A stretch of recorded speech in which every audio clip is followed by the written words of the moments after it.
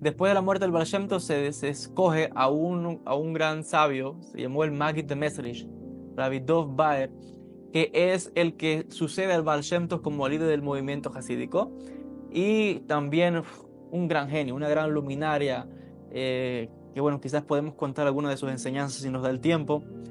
Luego de la muerte del Maggid de Mesrich, porque déjeme decirle, las persecuciones contra los hasídicos siguió, después de la muerte del Baal Shem Tov, con este nuevo líder, y entonces vamos a tener de que hubo también choques dentro de ellos mismos. Y después de la muerte del Maggid de Mesrich, sucede de que hay una separación, hay una división entre los diferentes grupos hasídicos. Y así cuando van a surgir diferentes rebes, rebes que son los líderes, es como el que guía a este movimiento. Y un rebe tiene una autoridad muy grande, porque si algo que caracteriza al movimiento hasídico es que que para traer a Dios a este mundo, aquel que puede hacerlo es aquel que es un ser humano completo. Pero nosotros somos imperfectos, somos limitados. Y mucho más la gente común, la gente sencilla, ¿verdad? Que gente que no tiene muchos conocimientos.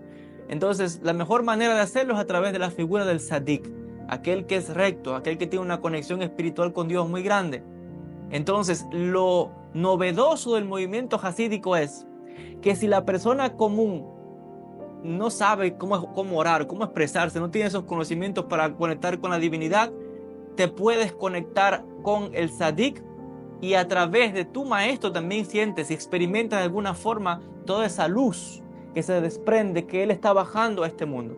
Y por eso es que las diferentes dinastías de rebes o de rabinos, maestros que guían a estos movimientos, también fueron una gran inspiración, donde se entiende ahora que sí, tú solo también te puedes subir a los mundos superiores, conectar con Dios, todo esto, pero aún si eres tan sencillo, también puedes experimentar esto a través de tu maestro, a través de tu rebe, de tu líder espiritual, porque cuando él sube, todos los hasidim suben con él. Entonces, esto es un concepto revolucionario en la idea del pensamiento judío, porque la figura del Sadik es fundamental y que caracteriza a los movimientos hasídicos. Esto no existía hasta este momento en el mundo judío.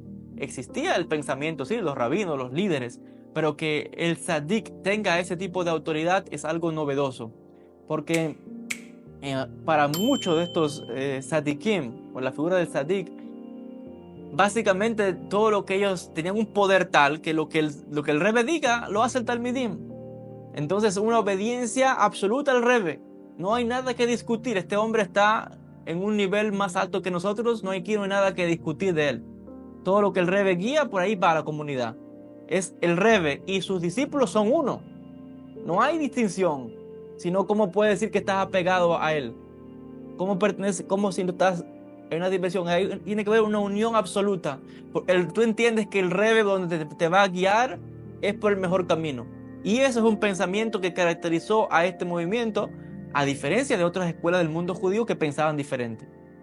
Entonces vemos aquí algo que muy, muy importante que caracteriza a este movimiento. Déjenme decir algo sobre la vida del Baal Shem Tov.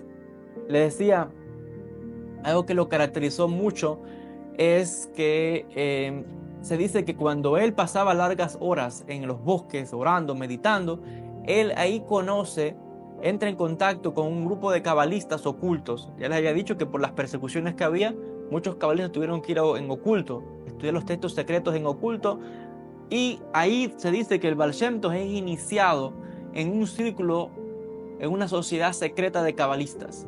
Lo llamaban la Haburá. Haburá viene de Haber, como una comunidad, un grupo de iniciados. Y le entregan una serie de manuscritos cabalísticos que él estudia día y noche, entregado a la devoción y el servicio divino. Y que eventualmente él se convierte en el líder de un movimiento de este grupo místico secreto.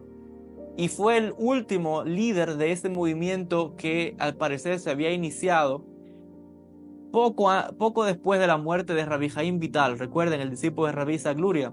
Rabbi Jaim Vital falleció en 1620 y se dice de que a los 2-3 años de morir hubo un cabalista llamado Rabbi Eliyahu de Helm, un místico que creó una sociedad secreta. Y los líderes, o los miembros de esa sociedad secreta, se les daba el título de Baal Shem. Baal Shem significa maestro del nombre, que hace referencia a una persona que conoce los secretos, cómo usar el nombre de Dios para curar, para hacer milagros, para hacer obras al bien de las personas.